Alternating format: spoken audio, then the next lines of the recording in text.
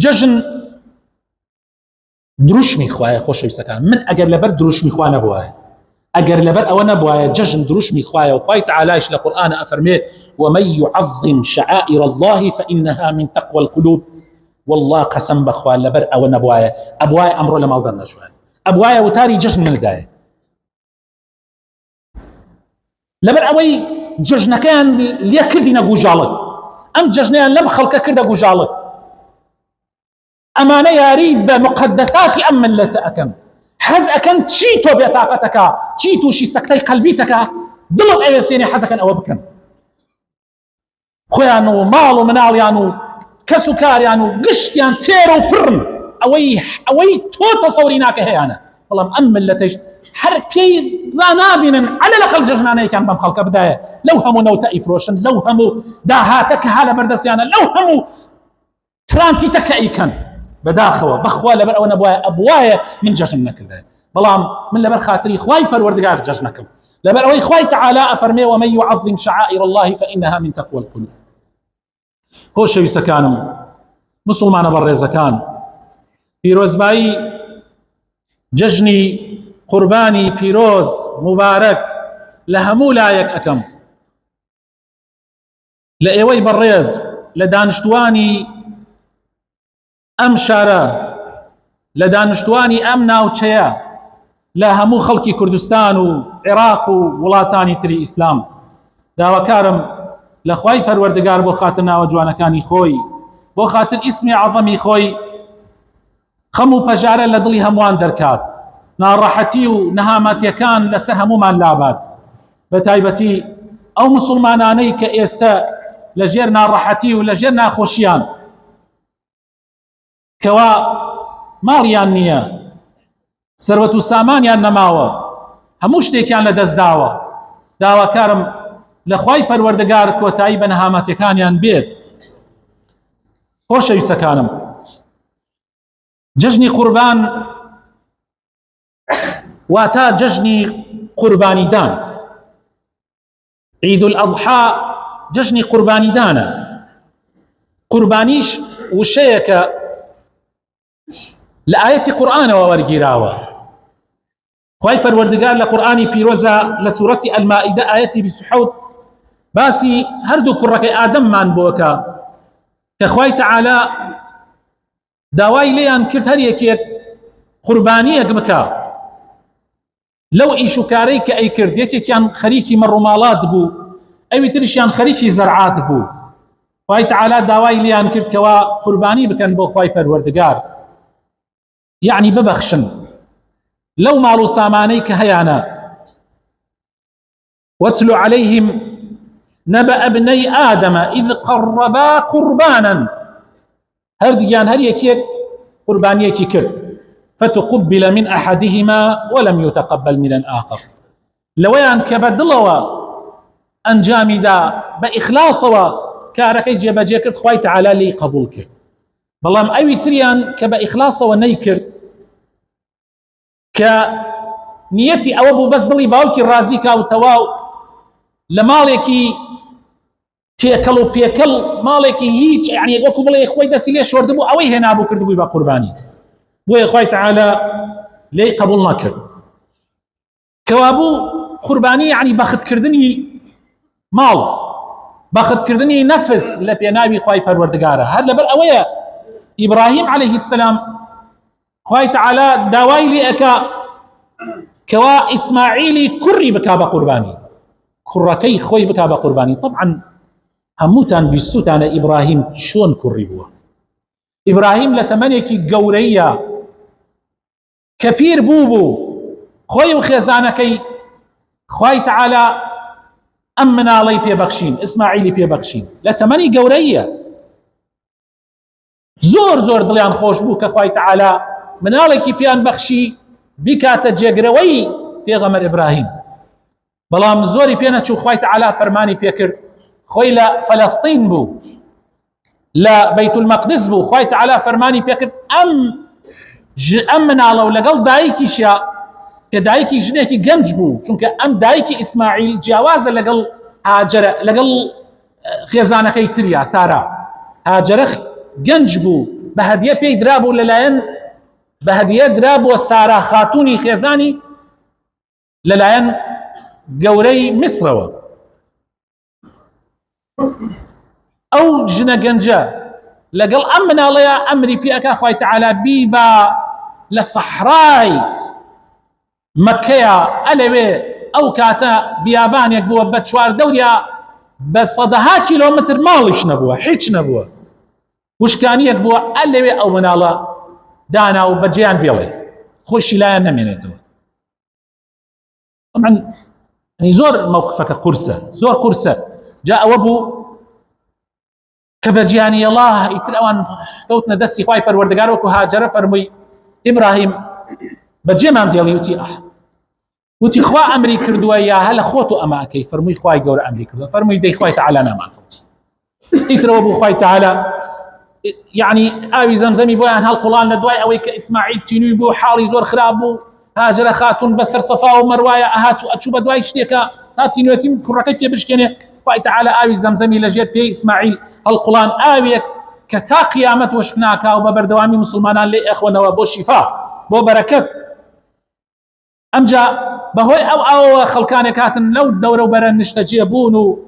ألا يوم كدروز بو ألا يوم كدروز بو إسماعيل يتبماوي جاريك إبراهيم أهاسري لأدا يواش هراج بقوربو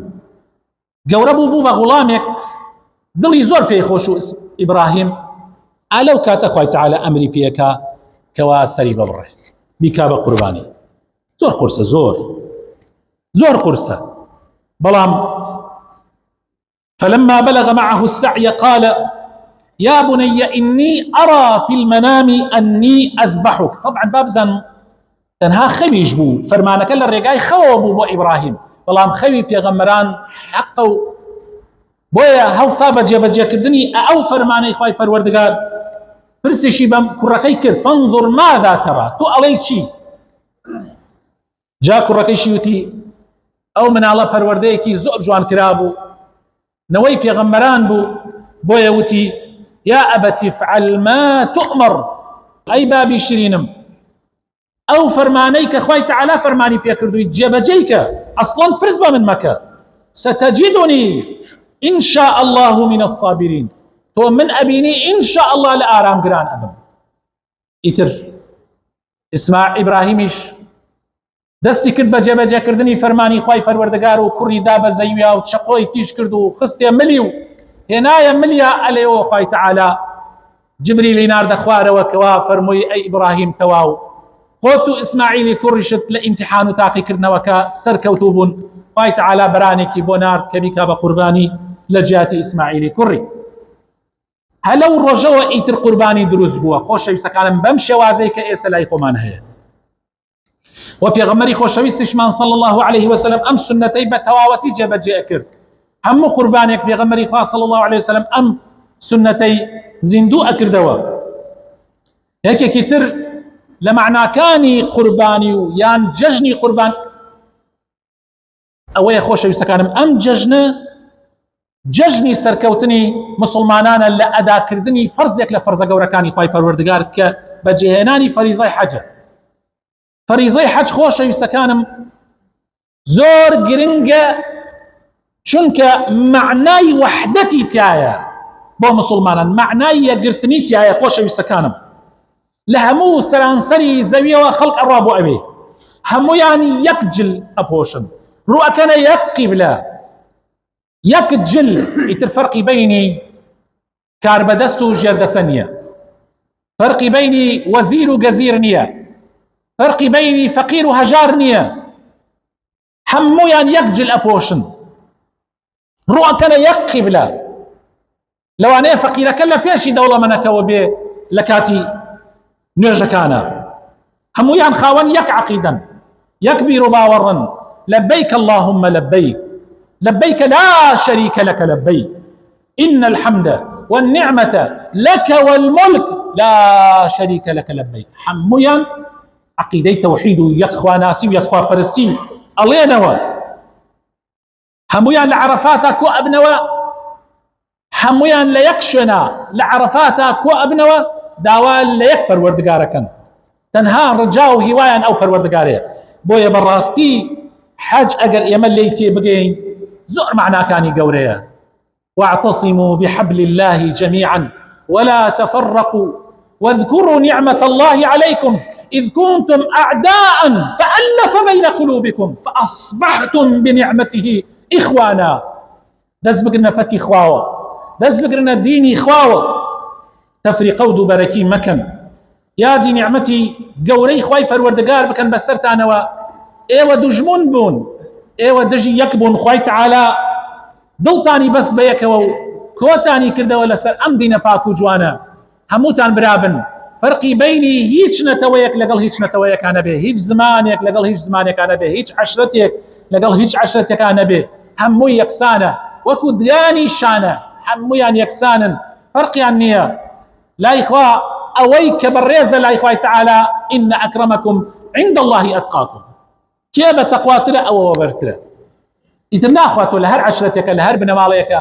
هەر شکل و شێوەیەکی هەیە، سوورە، زەردە، گەنمیە، ئەسمەرە، ڕەشە، فەرقی نییە لای خوای پەروەردگار.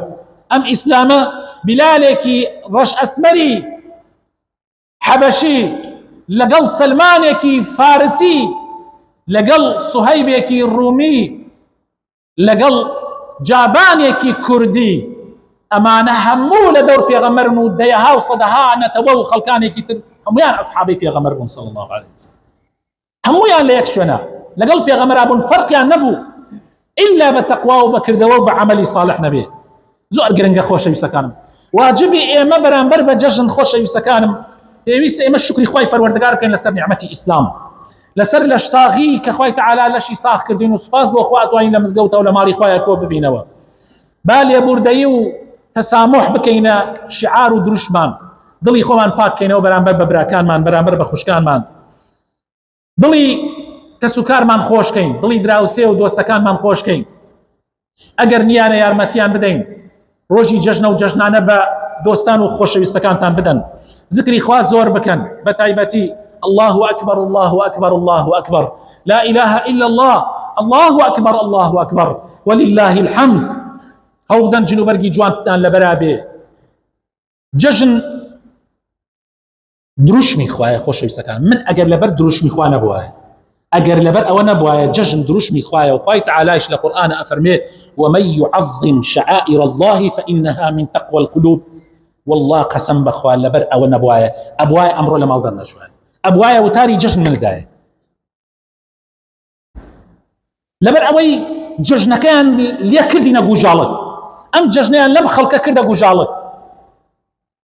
ئەمانە یاری بە مقدساتی ئەم ملەتە ئەکەن، حەز ئەکەن چی تۆ بێتاقەتەکە، چی تووشی سەکتەی قەلبیتەکە، دڵت ئەوێسێنێ حەزەکەن ئەوە بکەن،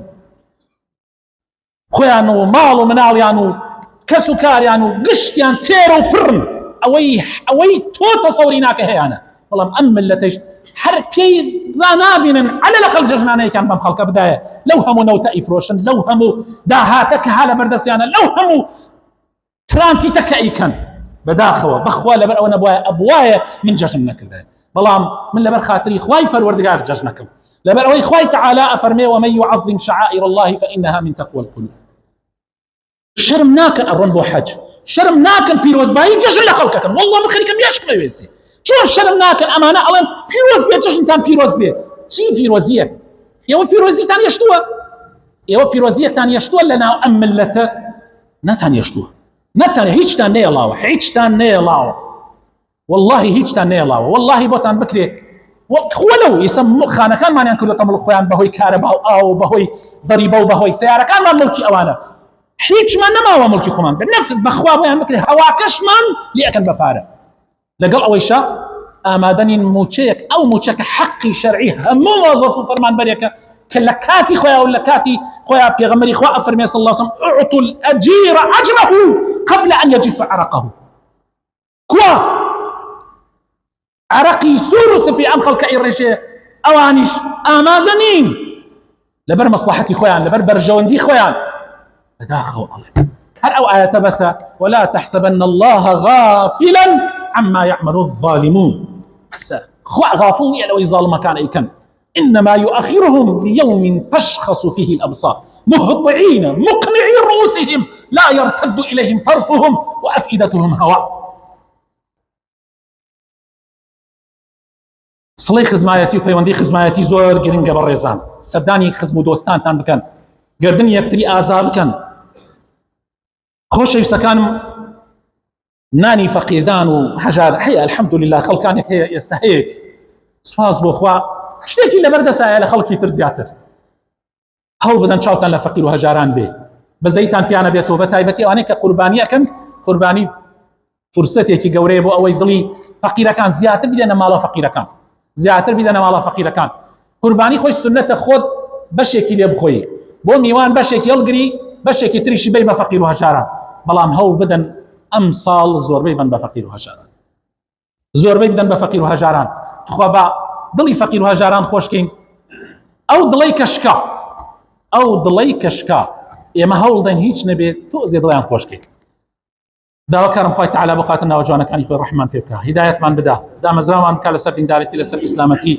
یا ربی خوایە کوردستان لە بەڵاو مصیبەت بە دوور بگری. یا ربی خوایە لە دەستی زاڵم و ستەمکاران بمان پارێزی. یا ربی خوایە بۆ خاتر ناوە جوانەکانی خۆت هەر کەسێ نیەتی خراپە بەرامبەر بە ئەم ملەتە خوای ڕسوای بکەی.